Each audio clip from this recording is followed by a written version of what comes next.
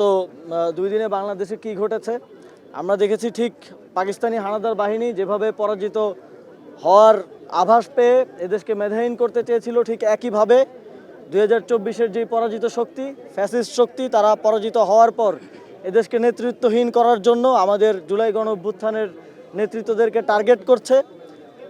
তার অংশ হিসেবে ওসমান হাদিকে গুলিবিদ্ধ করা হয়েছে। তিনি এখন জীবন মৃত্যুর সঙ্গে পাঞ্জা লড়ছেন এবং আমরা জানতে পেরেছি যে আরও অনেককে হিট লিস্টে রাখা হয়েছে।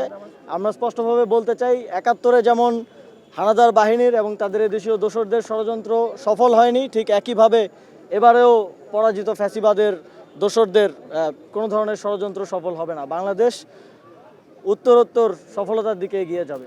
1971 সালের আজকের এই দিনে যখন পাকিস্তানি হানাদার বাহিনী দীর্ঘ 9 মাস যুদ্ধের পর বুঝতে পারে এদেশের অদম্য সাহসী মুক্তিযোদ্ধাদের সাথে তারা কোনোভাবেই পেরে উঠবে না, এদেশের জনগণের সাথে কোনোভাবেই তারা পেরে উঠবে না, তখন পালিয়ে যাওয়ার ঠিক পূর্ব মুহূর্তে, আত্মসমর্পণের পূর্ব মুহূর্তে এদেশকে মেধাহীন করার একটি ঘৃণ্য ষড়যন্ত্র তারা করে এবং সেই ষড়যন্ত্রের অংশ হিসেবে 1971 সালের এই দিনে আমাদের বুদ্ধিজীবীদেরকে নির্মমভাবে হত্যা করা হয়।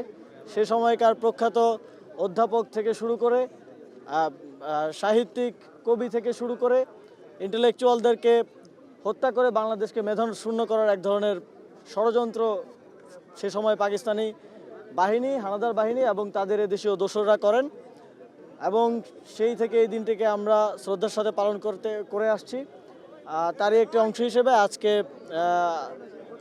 আমি এবং আমরা ঢাকা 10 আসনের যারা জনগণ আছেন তাদেরকে নিয়ে আজকে বুদ্ধিজীবী যেই কবরস্থান, বুদ্ধিজীবী যেই স্মৃতিসৌধ, সেখানে আজকে পুষ্পস্তবক অর্পণ করতে এসেছি এবং একই সাথে আমরা 1 মিনিট নীরবতা পালন করেছি।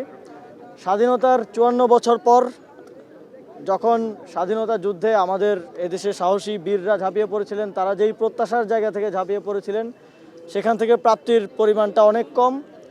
তবে আমরা একটা স্বাধীন দেশ পেয়েছি, স্বাধীন ভূখণ্ড পেয়েছি এবং সার্বভৌম রাষ্ট্র পেয়েছি। সেটা প্রতিষ্ঠার লড়াইটা আমাদেরকেই গত 54 বছরও করে যেতে হয়েছে। সর্বশেষ এডিশন হচ্ছে 2024, যেখানে আরও শত সহস্র মানুষকে জীবন দিতে হয়েছে স্বাধীনতা এবং সার্বভৌমত্ব রক্ষার জন্য।